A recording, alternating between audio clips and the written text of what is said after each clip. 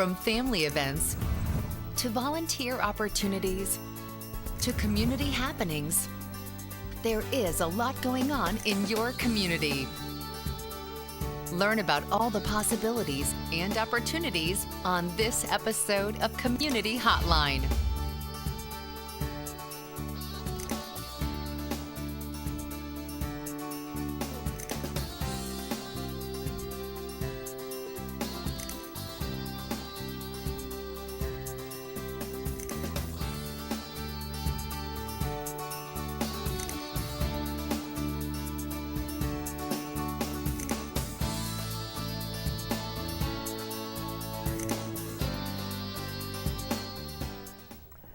Hi, and welcome to Community Hotline. My name is Monica Weitzel. We're here at MetroEast Community Media in East County. Happy to have you join us here tonight.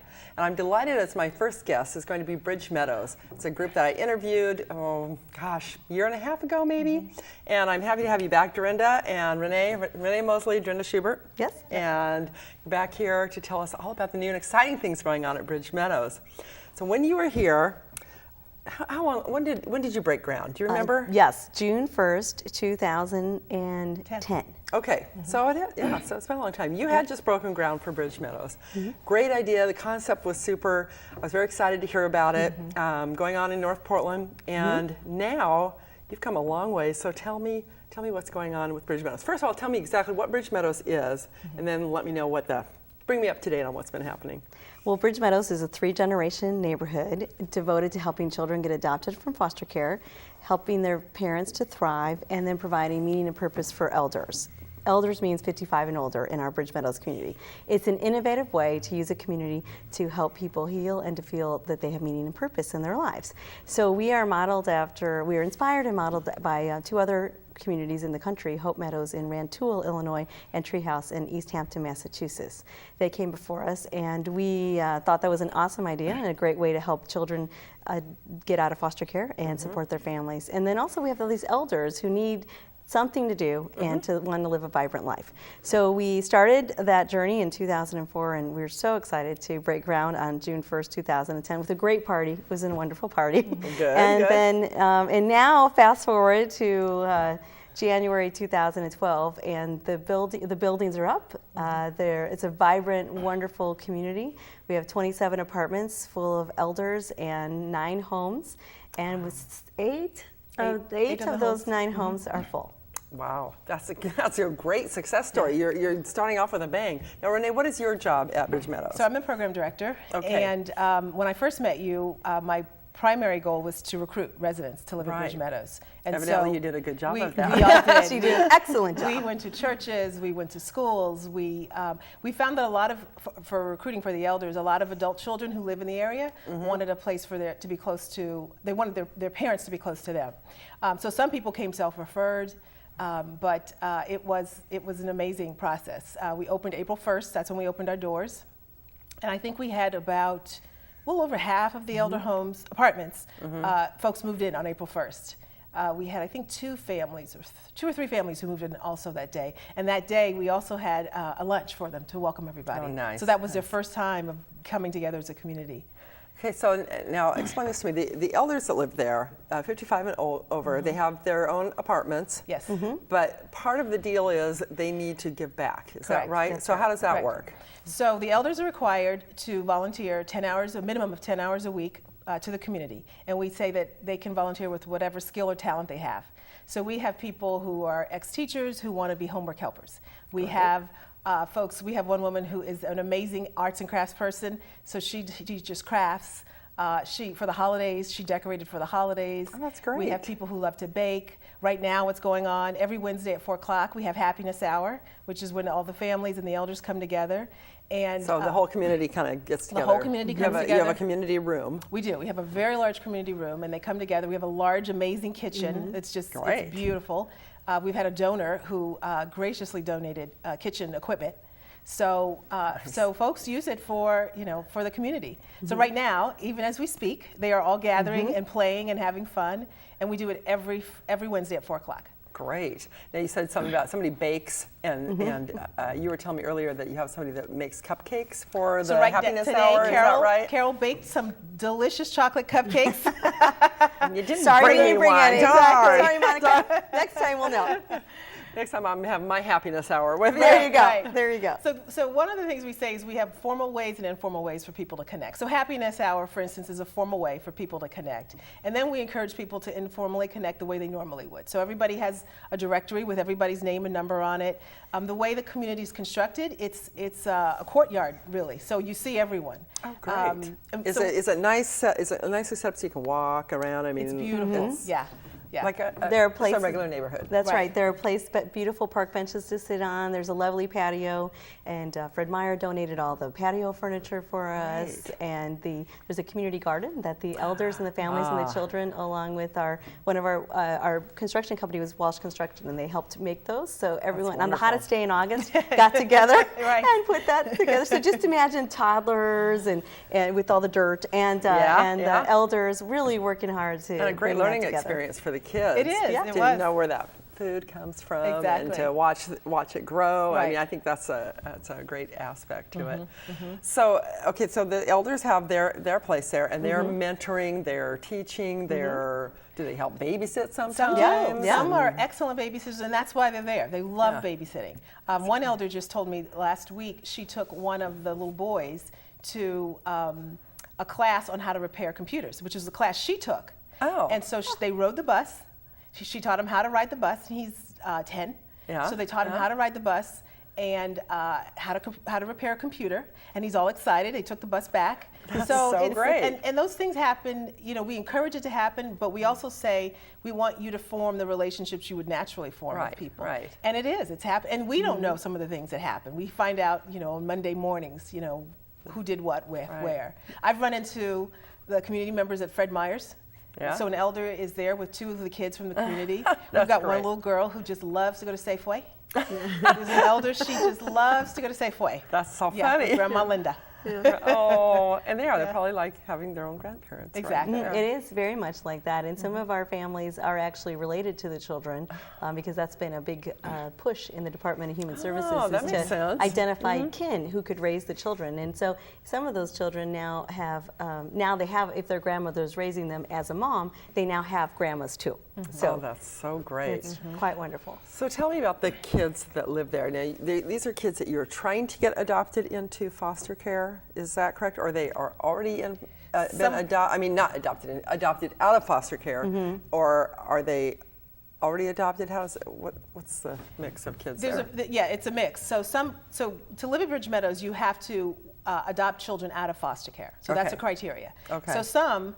And let me back up. So for the elders is the 10 hours a week of volunteerism. Right. For the families, it's adopting a minimum of 3 children within 5 years.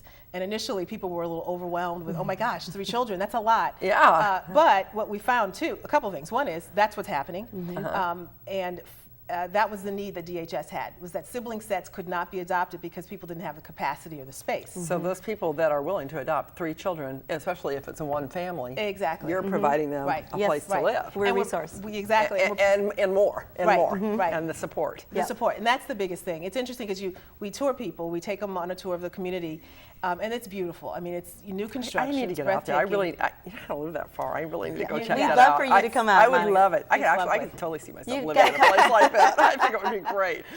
But we were initially a little concerned that people would get really excited about the new construction in the buildings. But what people say is they want the community. That's why they want to live there. That these are beautiful homes. These are 4-bedroom homes, 2.5 baths, garage, a washer and dryers, and they see that and they think it's beautiful. But what they really want is the connection, and also the kids get a chance to be with kids who are like them. So our kids range from 8 months to 13 years old. That's great. Right now, yes. And it allows, so the kids don't feel that they're different from their neighbors. Everybody understands each other's lives. Everybody understands, I have a court date. Well, they all know what that means. Right. And the moms then have each other to rely on, because adopting a lot of children is a big task as Yes, anybody it's could a guess. huge undertaking. And, oh yeah, Just having children is just a huge undertaking. I was going to say, just having children is a big It undertaking. is. So now you have people who are, adopting children from the foster care system, and they're adopting 2 to 3 children at a time, or a total of 4 over time. So, people are there to support you and understand your life. And not only do you have other moms or parents to understand your life, you have these grandmothers who really, and grandfathers who offer a lot of care and love and support and shoulder to cry on. And casseroles, That's great. When the baby came home, so we had the baby move-ins in May of 2010, and 2011. And when that happened, the Grandma Brigade, they got themselves together, and there were casseroles, there were babysitting, there were people holding the little guy so that mom could take care of the other 3 kids.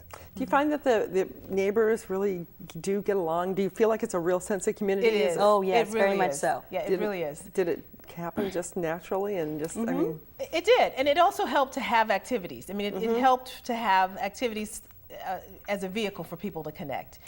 So during the summer, because we opened April 1st, and shortly thereafter, summer break. People are outside then. Yeah. That's a good- Exactly, yeah. and that's exactly what happened. People were outside, they were connecting.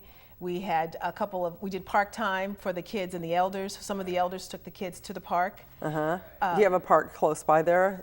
Yes, Columbia Park Oh, is Columbia's just 2 right blocks down. away. Oh yeah, that's a great, beautiful park. Beautiful park. Yeah, swimming pool there too. Yes. Yeah. Oh yeah, and yeah. it gets used regularly. Yeah. The families have taken the kids there for swimming lessons, and some of our elders That's where my go kids there. took their for swim exercise. lessons. Yeah. And so, as Renee said, we have park time, and the grandparents on Monday, Wednesday, and Friday, there was a group of grandparents that took the children down to have lunch, and it gave the moms a little bit of a break. That's great. That's great.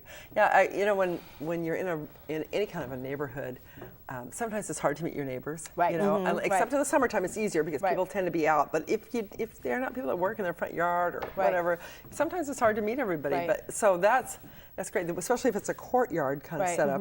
Well, and in the winter, I mean, one of the things that we encourage is for the community to tell us what they want more of, and for the community to come together. So they're coming together to do potlucks. So there's 5 community spaces, separate and apart from the large community room. 5? There's Wow. 5. So people can fit any size just about. Yeah. So you can get together and have a potluck, which they've done. In fact, they're planning one for the 27th to celebrate the Chinese New Year. Oh, how fun. And this was something that they planned on their own. I love it. And just asked us for support in that. So. That's great. So people want to have a birthday party. They want to have, an anniversary party, whatever they want to have. We've had many birthday parties. I bet you have. Brenda, what's the best part of Bridge Meadows? What do you think is the most successful thing that's happened there?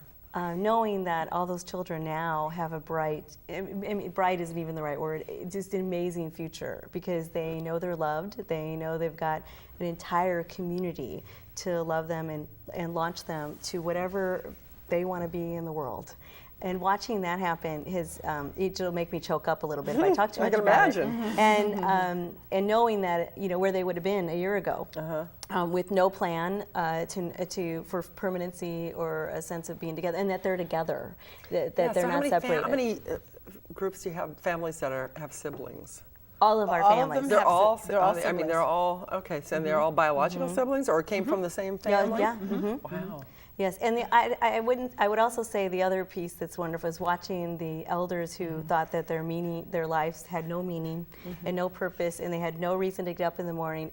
I've had grandmas tell me, "Well, now I get dressed. I wasn't getting dressed. I was wearing my pajamas all day." How great that is. Yeah, and they feel needed and wanted. They are. And they are.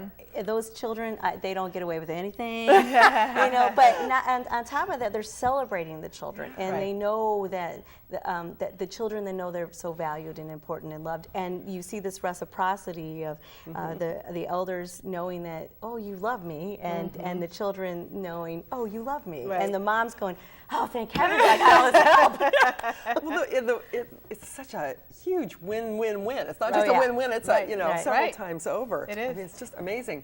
What kind of feedback have you gotten from parents besides they're getting a break here? So it's interesting because sometimes we focus so much on the kids and the elders. The moms feel like they have. Some of the moms have said, "I feel like I have a mom." Yeah. One mom who moved here from out of state just to adopt, and it was really hard for her because she didn't know anyone here, and it was kind of hard for her to connect. And so one of the ways that we formally get-togethers through a circle. So we have a wisdom circle, which is just the elders, and the circle, which is the moms. We say moms because right now that's who's living there, but the parents and the elders. And during one of the circles, she shared that she lost her mother.